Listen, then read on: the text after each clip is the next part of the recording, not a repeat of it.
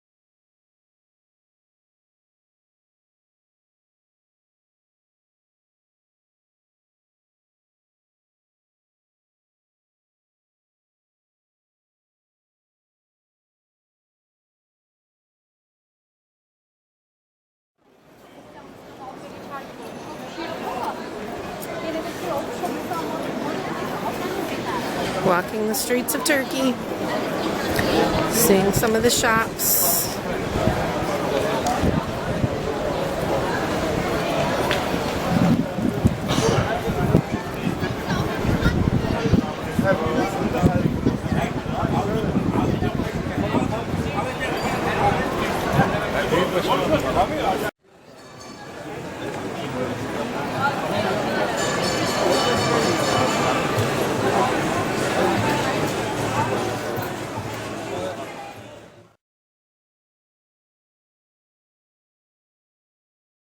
Or it starts at the river and then it just flows into the Bosphorus. Efendim? But because it's an inland water, there is no...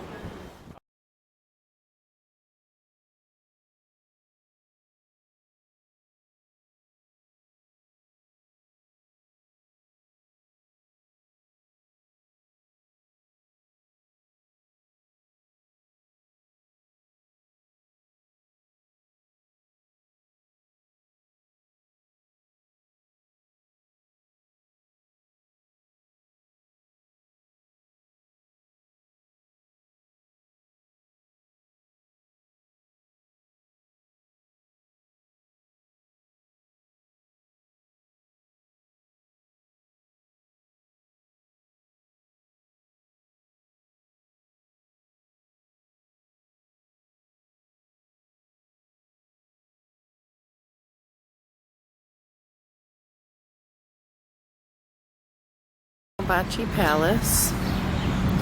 We're just entering now.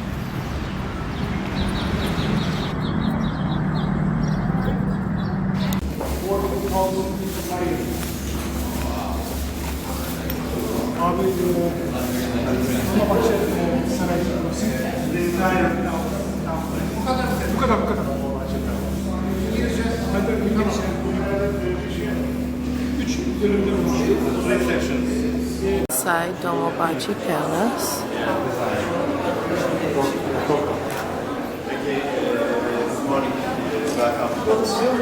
I don't want to give you any bad news, but unfortunately.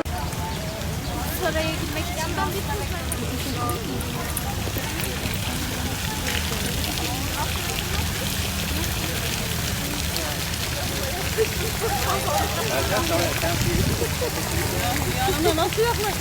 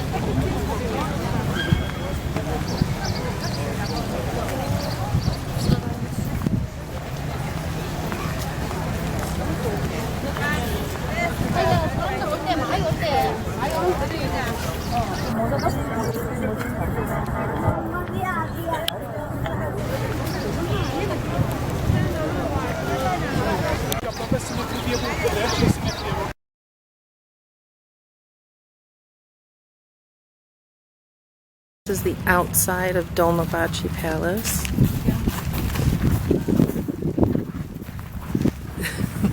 This is CJ, who I'm traveling with. Say hi, CJ.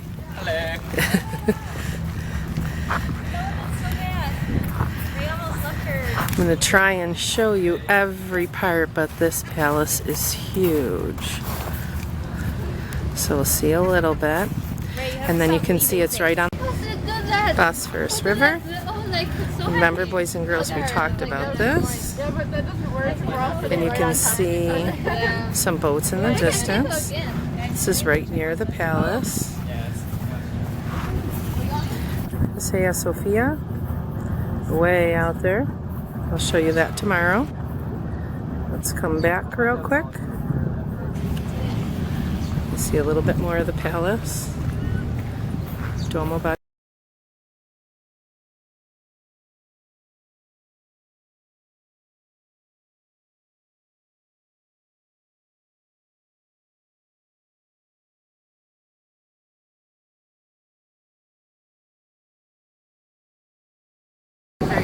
This is the view from the outside of the Dolmabahce Palace, where we were earlier. So you can see how big it is. We're on a boat right now, so I'm showing you that. Sultan Abdülmecit tarafından 1840-1856 yılları arasında yaptırılmıştır. Mimarı Karabey Balyan'dır. Saray 3 katlı simetrik plan.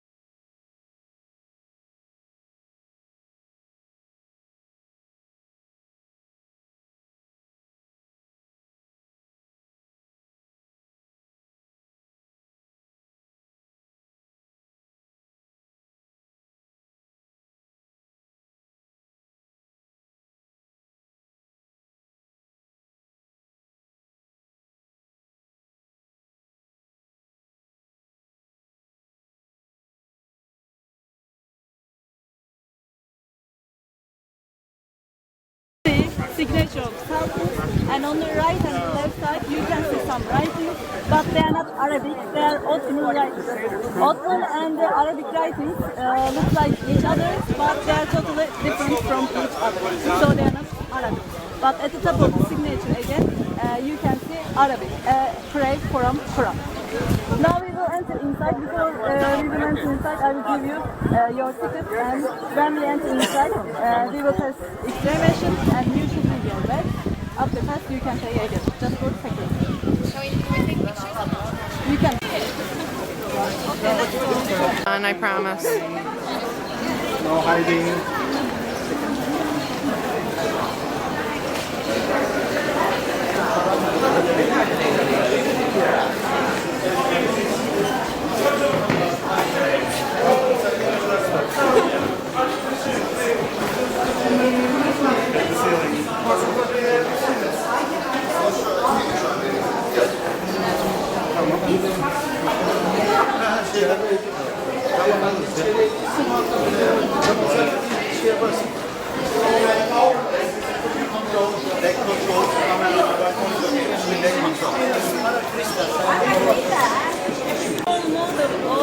Old Peninsula of Istanbul. This is Old Peninsula of Istanbul, and at the center of it, you can see Topkapı Palace. So you can see Topkapı Palace like big gallery. Every something live on this palace. And around the city, you can see all city walls. Today, even you can see these walls around Istanbul. Maybe you can also on the way. And if you look carefully, you can see a flag at the center of the Topkapı Palace. this flag shows us now we are here. This place. Now we are here. And you can see around the city Marmara Sea. This is Marmara Sea. And Marmara comes from marble. And at the center of the city there is a marble island. And beautiful marbles come from this island, Marble Island. And beautiful marble just model of Topkapı Palace. And you can see a flag here. Now we are here. This is the second gate of the Topkapı Palace. Bahadur Selam, gate of peace. And this side, we will go directly. Can you see a tower here? We will see first the tower. It's Divan-ı Hümayun. It means meeting hall. We will see first the meeting hall, and after meeting hall, we will see clock section nearby it. And after clock section, we will see arms and armor section. Especially men like this section because of arm and armor. And then we will see third gate here, third gate. And after third gate, we will see clothes of sultans and jewelry section and holy sacred robe. And after this section, we will go downstairs and you will see beautiful view of Asia side, Bosphorus Bridge and Marmara Sea. And then after the photo, we will go that side. On the left side, you will see some small pavilions, some small rooms. And this side you can see many domes here. These are that side, many domes. There were also different people from different countries. So they had so many kitchens today.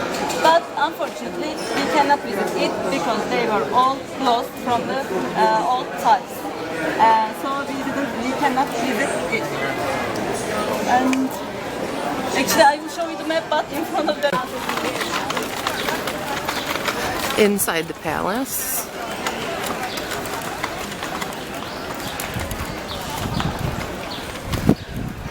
I just love the trees too. This palace was built in 15th century and 25 sultans lived here. And at the same time, 4,000 people also could live in this palace. And when every sultan came here, they added several parts to the palace. So now it is a big complex.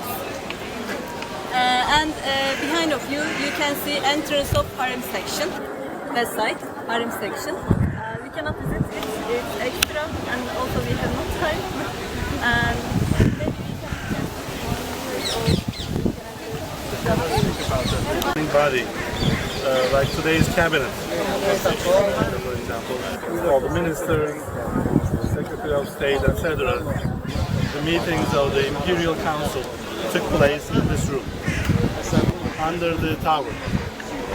What was the name of this tower? Justice Tower. Justice Tower. Under that Justice Tower, the cabinet met. Initially, actually in the first about 100 or a couple hundred years, they met every day. Every day the council would meet and they would discuss any issue of the empire. Even individuals could send letters, petitions to the council, to the sultan directly. And every petition would be discussed and responded directly by the imperial council. But over the years they reduced the number of meetings to 3 times a week, twice a week, etc. And initially the sultan would always be present. Over time, the sultan's presence got reduced. The equivalent of the prime minister gained more significance, which is called Sadrazam, the chief minister, the head minister, the prime minister. But the sultans would oversee what was being discussed. You will see a secret section, yes, a window where you cannot see if there is someone inside or not. But the sultan could go there and could listen or watch anytime. So you had to think, yes, you had to always consider that. Don't talk You about cannot so. conspire against the sultan. That's smart. That is really smart. Time throughout every meeting, just to like, exactly. As soon as I felt like someone was tired, oh yeah. And then, like, if everything was good, had them all in my pocket.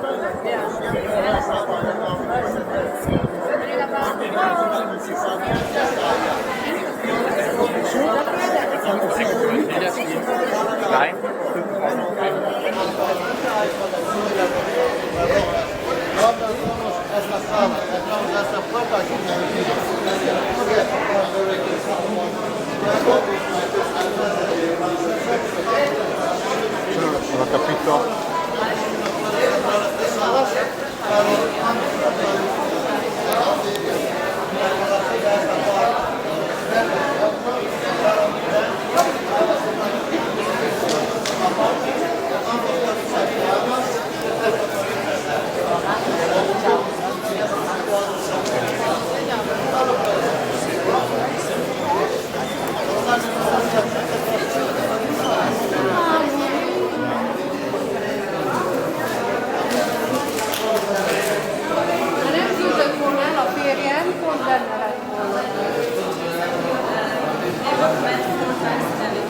Firstly every day, but lately they started to meet 4 times in a week. And they talk about some important subjects about the government, about other things also. And in early times, Sultan also sat here with his man here for the section. And Grand Viziers and other secretaries sat here by it. And later,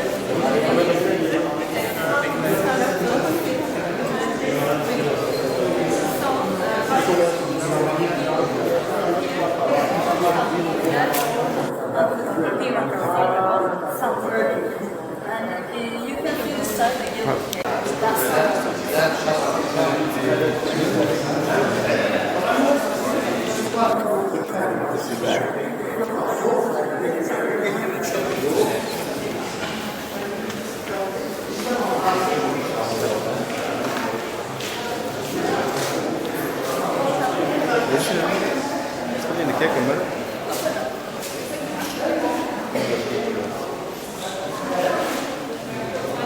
Two signatures. This is original one. This is restored. You can understand easily. And the dome again. That side is original, dark side, and the others as restoration. You can take photo. We just leave it on purpose so that you can see the original. Yes. Leave it on purpose. Fireplace. Because they use the light sources, like the radio.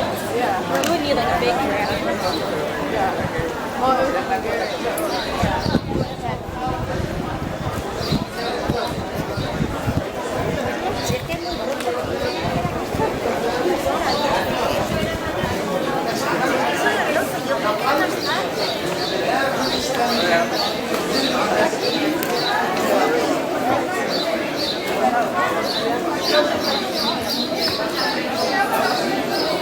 Now, here you can see third gate of Topkapı Palace. We call this gate Babu Saadet. It means gate of happiness, gate of felicity. And if you can see a circle here on the side. And inside of this circle there was a flag. This flag symbolizes the caliph. Caliphs like holy men, literal like. The Caliph is the one who symbolizes the unity of the Muslims. He is the leader of all Muslims around the world, not just the Ottomans. It's more of a symbolic position. And the Sultan was the leader of the Ottoman Empire. After 1517, the Ottoman Sultans also became the Caliphs. Yes.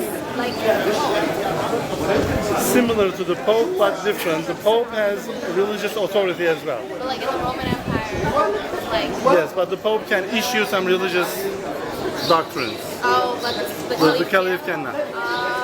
Caliph more like symbolizes the unity of the Muslim community all around the world.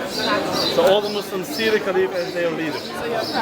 What is the difference between Caliph and Khalifa? That is the same thing. Different ways of it. Khalifa is a better way of saying it. Khalifa. And if any sultan wanted to go to a war, firstly he came here. There was a ceremony, like you can see also this picture. In front of the gate, sultan sat down in his crown, of course, and all men in front of him, like it's like ceremony. So if he wants to go to a war, firstly he came here and he took his flag as a like with the ceremony, and then he took the flag, and then after he took the flag, he went to the war. Like you can think here is like ceremonial area, ceremonial gate. And Topkapı Palace actually has two sections, Birun and Enderun. Birun is outer side, Enderun is inner side. Now we are in the Birun side, outer side. After this gate, we will enter Enderun side. And Enderun side is education area for the Sultan's son.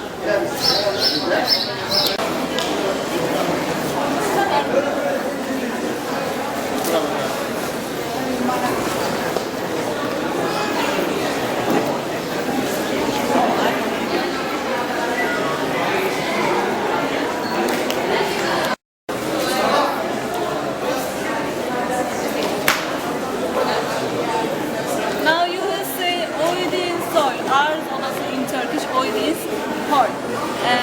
If anybody from public or if any ambassador from outside other country wanted to meet with Sultan, and if they wanted to wish anything from Sultan, if the Sultan of course let him to go inside, they met Sultan with Sultan here in this room.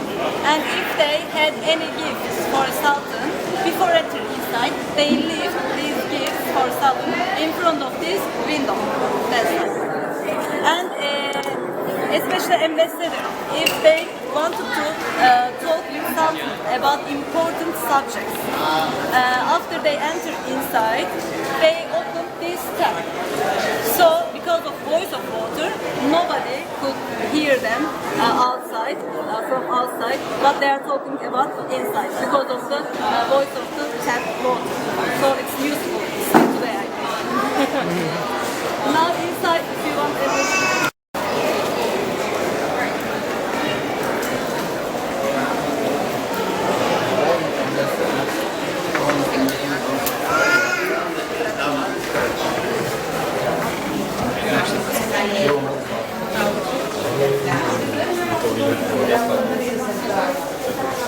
That's a man. This is the Sultan's throne, and these are the covers that were used to cover the throne. These are covers.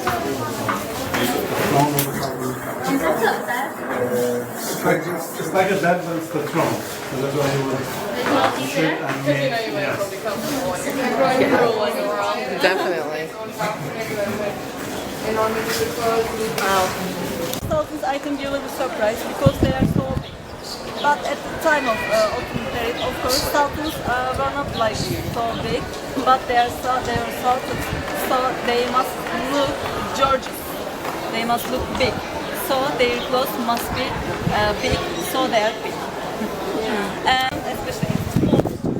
But after it was lost, a spoon maker found it.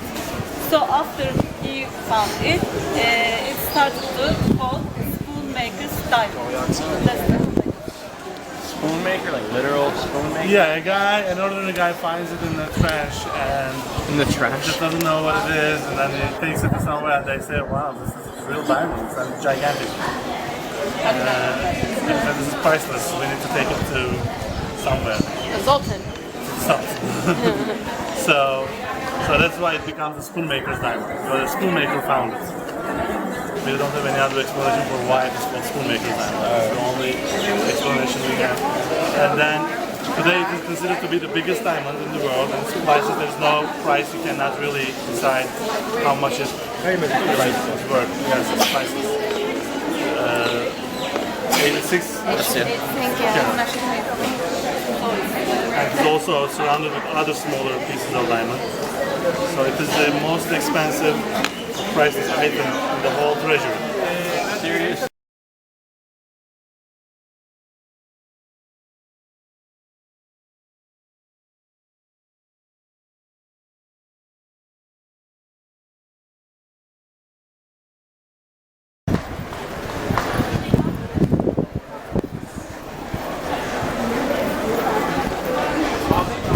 Walking into Topkapı Palace. first gate.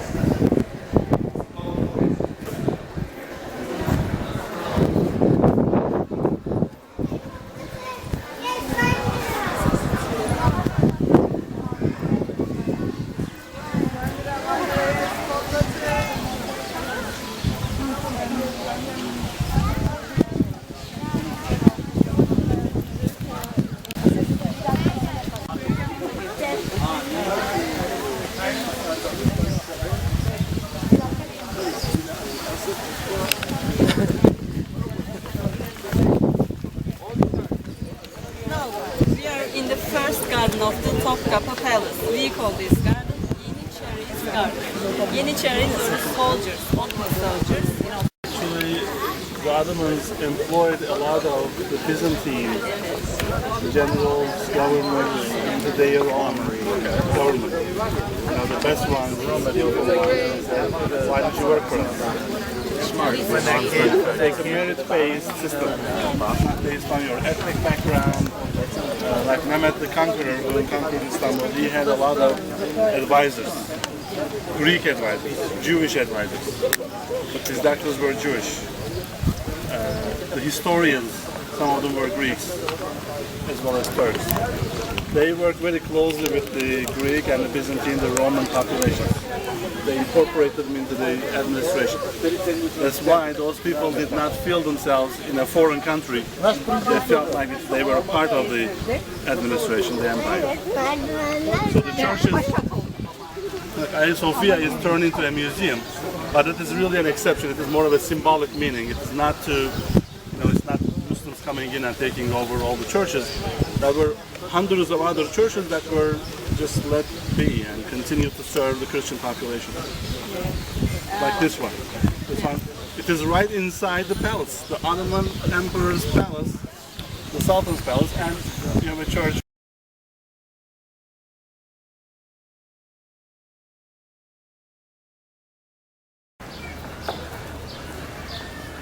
Coming to the end of Topkapı Palace.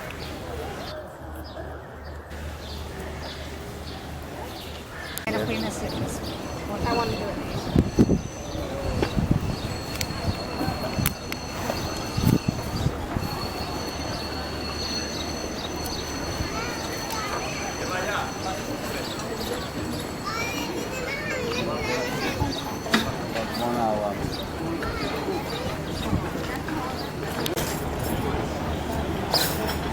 The old city walls of Istanbul.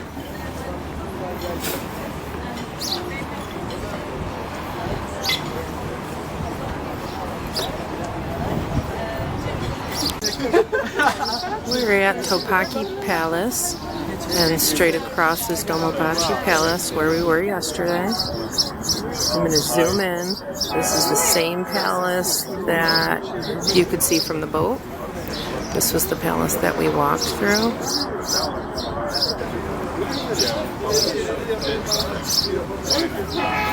So we're looking at that view across the river.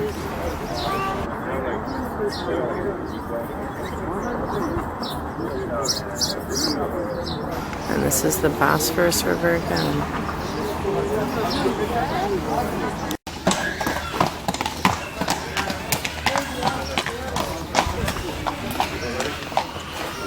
Explains where the poop came from.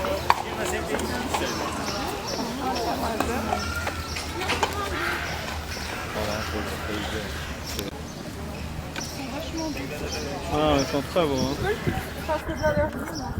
Mais non, ne touche pas, c'est la gendarmerie, ça. Tu y vas, Yass, avec ta soeur? Mets tes lunettes, ça. Il faut pas toucher.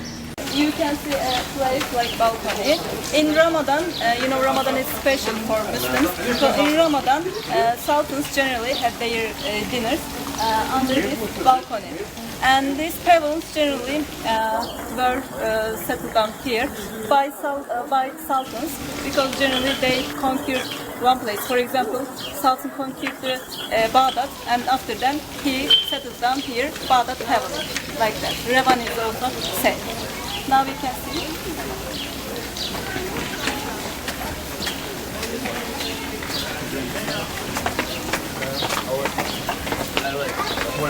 Me too. Got it.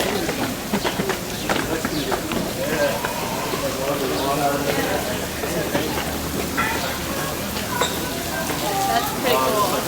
That is cool. Really smell. Oh, really? Yeah. Is that what you just said? He said that they used to eat under the mountain. This is Bağdat Pavilion, and this is Balkan River stopping at their dinner. And this is the Turkish culture room. Firstly, if you want, you can start from Bağdat Pavilion, and you can take the photo here. It's up to you. We'll start this way.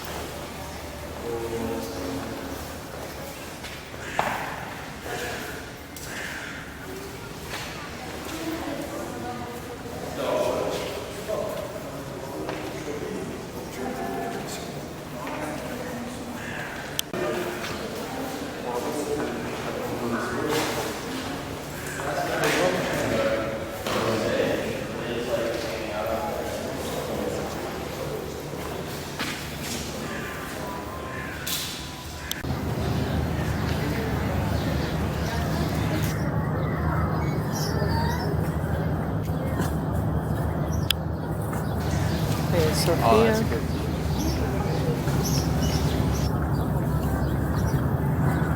I'm guessing that some of these trees were actually shorter under the.